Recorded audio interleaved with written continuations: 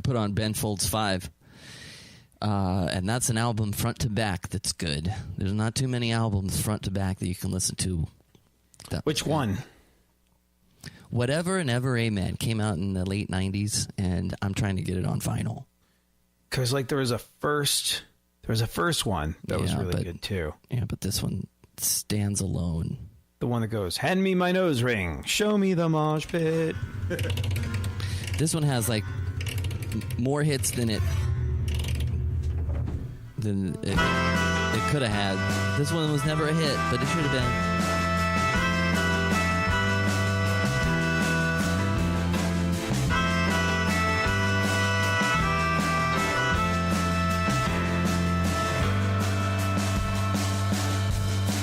Leaf by leaf and page by page, throw this book. When I lived in Portland, my roommate was a super fan, and he could play all these songs and stuff. And we both had hot girlfriends, so I would sing the songs, and he would play. We'd switch. Light candles and stuff. And then toward the end of the night, hold on, you and your roommate would serenade your girlfriends with Ben Folds songs. Couldn't go outside; it's way too cold. And we can play this. I could play this part. Like it. Oh, they liked it well enough, better than TV. You know what Ben Folds always reminded me of? It's like every song was whoever it was that sang the theme song for Cheers. You're like, where everybody knows your name. I was just like, had to be the same guy, but couldn't be the same guy, but it had to be the same guy.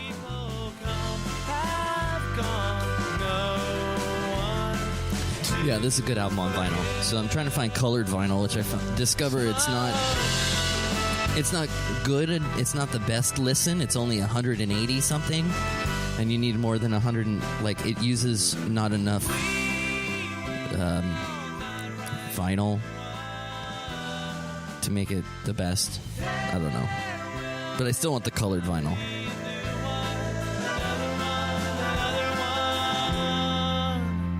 And it's a November album, I think. Every month there's an album that you can accompany yourself with, front to back.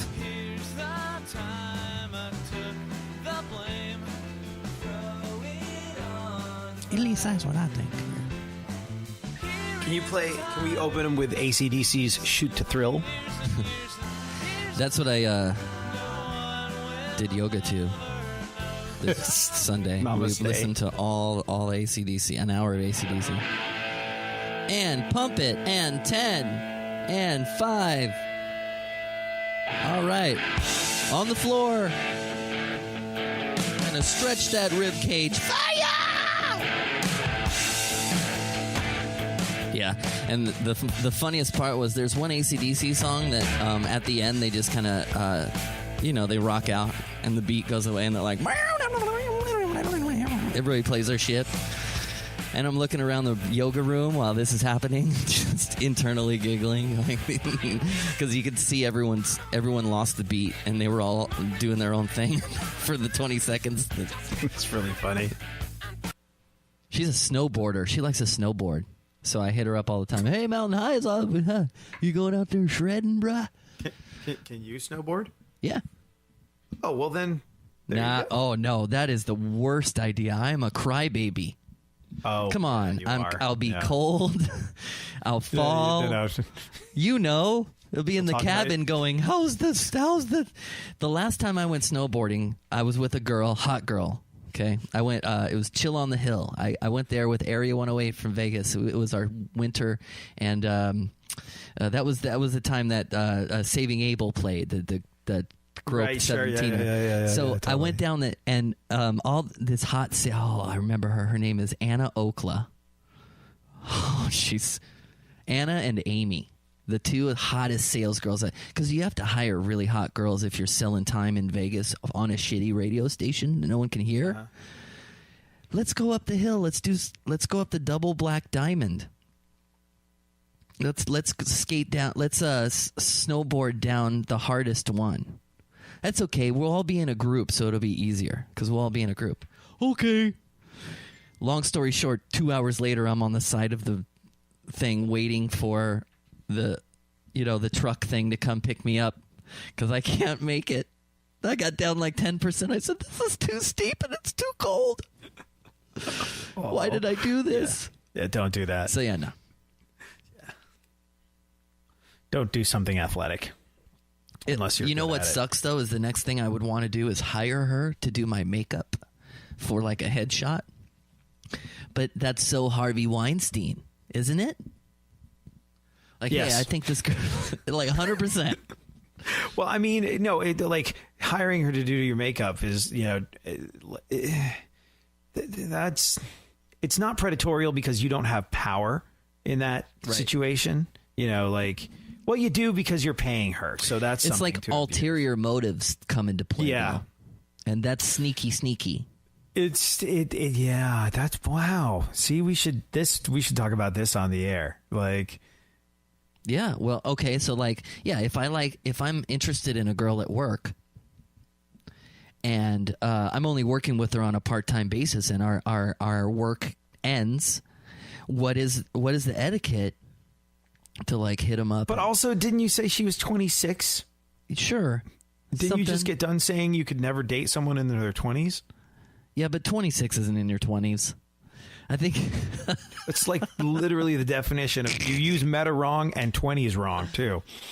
I think 26 is the first year you figure things out and go, wait a minute. I do know a lot of people that say the cutoff age is 25. Like anything over 25 is fair game. I've heard many people say that, and I don't. Because you see 26-year-olds with 40-year-olds sometimes, but I don't know if I could do that. Yeah. I mean, I couldn't, but I understand the cutoff of 25 making sense. I don't know. I really don't know. When you have 20 years apart from each other, what do you talk about? I guess there must be common ground. Well, I mean, there's a physical attraction. Look at Howard Stern 100%. Look at Howard Stern and Beth. He's like 60 and she's 43 or something like that. Mm-hmm. So they're 20 years apart, but But you hear talk of them sleeping in other places, and Beth has cheated on everyone she's ever. I think Howard Stern is a bad example because there have to be things that we don't know. Well, there have to be things. Okay.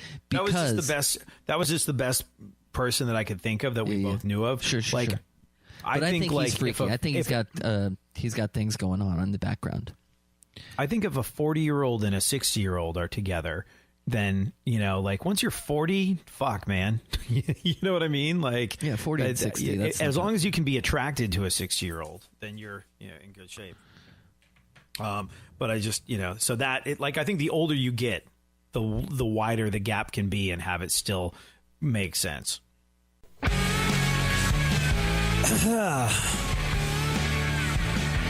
Oh, hey. Oh, hello.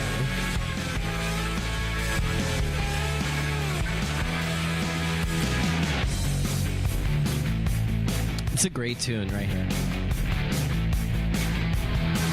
Killed me when you came walking down the sidewalk. Saying everything was fine.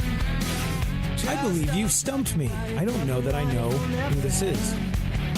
Oh, this is great. So easy to fool me. You can turn me I sent you the lyrics. Check it out. I've had enough of that little boy sandbox stuff. Love you wanted to try, for a life you're willing to buy.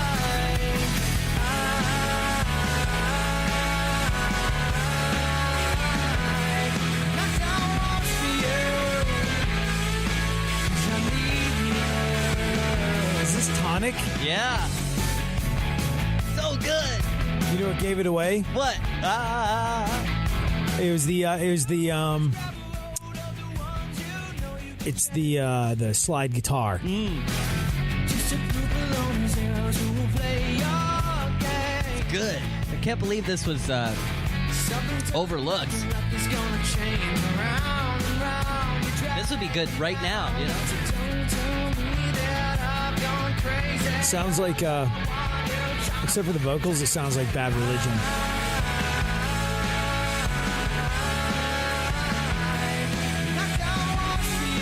Funny you should mention them.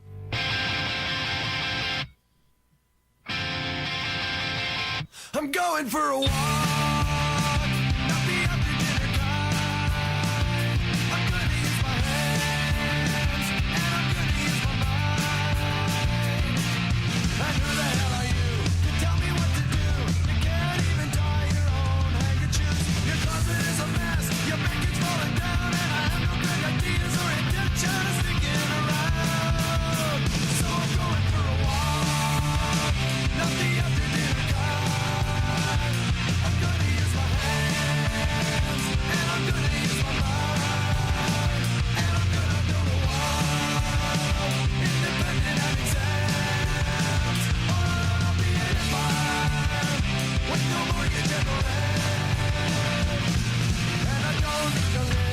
Did we ever talk about why Stranger Things is the way it is? No, I don't think so. Okay. You know this song from them? Sure, yeah. I think I know all the Bad Religion.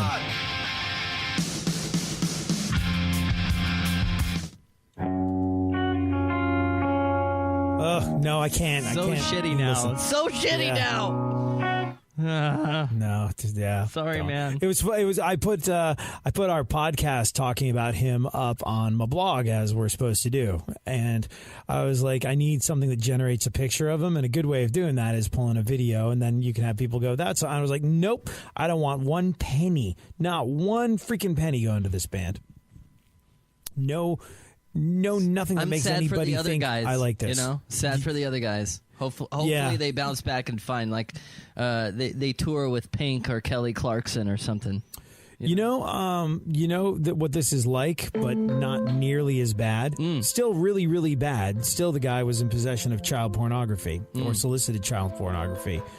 But it's kind of like those Lost Prophets guys, where like he was a creepy child molesty dude and completely just destroyed their career, like years and years of work that they'd all put in together, and he kind of like. It only takes one bad egg to spoil the. It's just bad egg doesn't even begin to cover it, but yeah. I read a blog. That guy's wife. Oh my gosh! I wonder if she knew. Like who? The guy from Brand New. The guy from Brand New is married to like a costume designer or a seamstress or something like that. She makes like. She sews and does alterations to really sort of like famous people's clothes. And so she's got like a reputation in the entertainment business. I wonder if she's going to go down in flames because people see her as complicit in it. It's a witch hunt. Well, no, a witch hunt to me is something that is unnecessary and unwarranted. And this guy needs to be taken down, obviously. But, you know, he deserves what he gets. But it's just like... If his wife is caught in the wake, that's another thing. But I don't know. Maybe his wife knew it, you know? Like, that seems to be his main way of interacting with females that he met back in the day.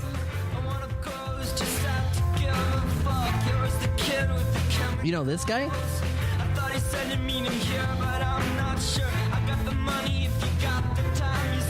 Bright Eyes. I thought this was Weezer for a second. Oh, Connor Oberst? Is he the lead of Bright Eyes? Pretty sure. Huh. My mind went. Yeah. We both forgot where your car was parked. You don't know the song? Just take the train. I'll meet up. So there was a station in Santa Monica that flipped from Spanish to Indie, and it was called Indie 103.1. LAOC. Indie 103. And the only reason why it was gone was because it started chomping away at Kiss FM, and when Clear Channel at the time consumed the signal, they couldn't buy it completely, so they gave it to Intravision on the understanding that they would flip it to Spanish because it was too much in competition. Because they were planning on flipping Star 98.7 to an alternative up against K-Rock at the time. And Indie 103 was a weaker signal and it wouldn't be able to conquer K-Rock. Isn't that interesting? Doesn't it exist now online? Barely. There's probably 5 people listening now. But this is the first place I heard that. Because I was working in an area where I could hear the signal. It was so much fun to listen to. That's where I learned of Tommy Stinson. Sure.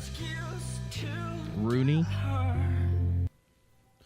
Sonny. Well, I learned of this. You know what? You ago. know what Tommy Stinson's on? I mean, besides being the bass player from the Replacements and being the bass player I don't in even Guns know N' that. Roses, he was in Guns N' Roses. He was in the Replacements. Really? But yeah, if you but go to the rock remix of All About the Benjamins. Benjamin's baby.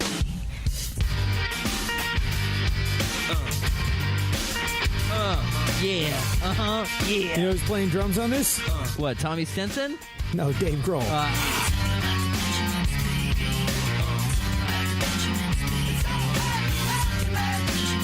That in the background, that's Tommy Simpson going, it's all about the Benjamins. Wow. I think. Do I have to listen to the rest of it? Hold on, I'm just trying to see if it's any good. It is good. Yeah. Yeah, it's not bad. From the Jake and the Taurus, trying to get my hands on some grants like Horace. Yeah, living the raw deal. 3-course meal, spaghetti, fettuccine, and bill. But still, everything's real in the field. It's when rock and rap started to combine in like 2004, Me for trying to bury maybe 2002. This is like the second wave of it. Yo, Dejanary ain't nobody's hero, but I wanna be heard. On ya. It was awesome. Good time. Swimming in women with their own condominiums, 5+5s. Who drop When millennials? someone is swimming in women with their own condominiums, does that mean that you are wealthy enough to where all of the women that you date have their own condominiums because you purchased them for them? Like, not only do you have a stable of women because you are that much of a baller, but you're also able to house your females in condos, modest, sort of like I think that would modest be a condominiums. prerequisite of being a baller. Green, forest green, binge cheap for my team. So while you sleep, I'm a scheme. See throughs, why nobody never gonna believe you. You should do what we Yeah, but the song I knew was a fun little song. And he was trying to go solo, and they were like playing Oasis tracks, like B-sides of Oasis songs on Indie 103.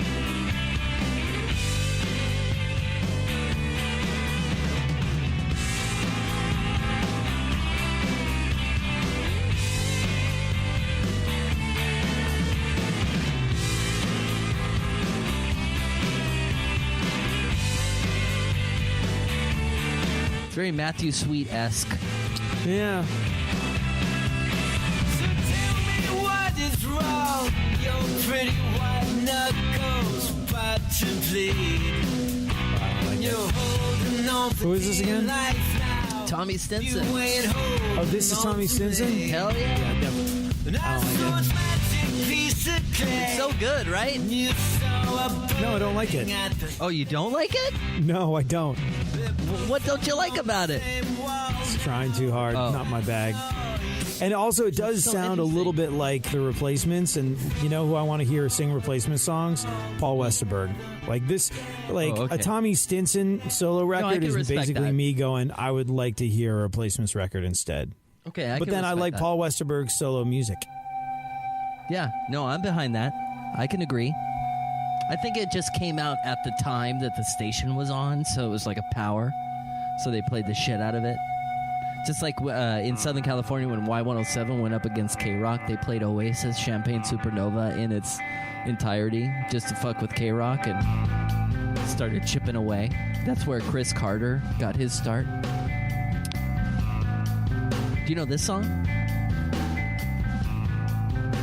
Sunny Day Real Estate. Some people say it's they are the first emo band ever.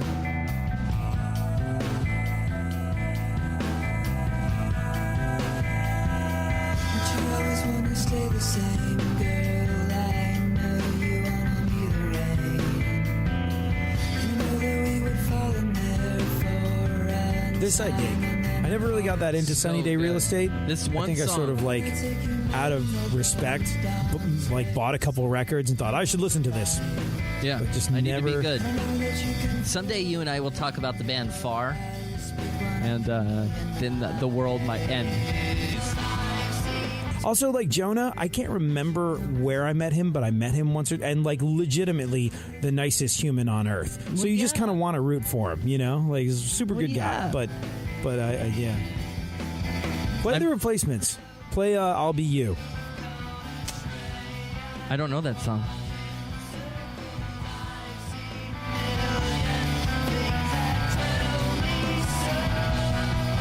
I bet you will. Like, I bet we'll hear it, and you'll go, "Oh, I know this song."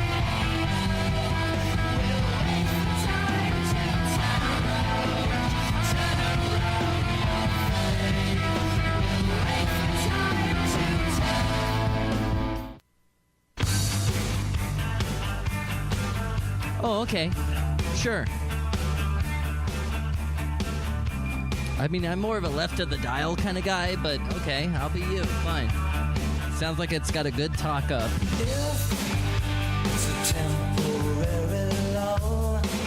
Sounds like 4th of July from X. Because they're sort of like Husker Du, I suppose, in that they were like punky, sort of DIY-y, but also had kind of a very melodic poppy thing to them as well, which I kind of dug. And if it's just a game, then I'll break down just in case. Hurry up, we're running in our last race. Did you ever hear Billy Idol's band before he became Billy Idol? No. Oh, really? No. I'm not interested. That's a hard sell, buddy. Look up Generation X, Kiss Me Deadly.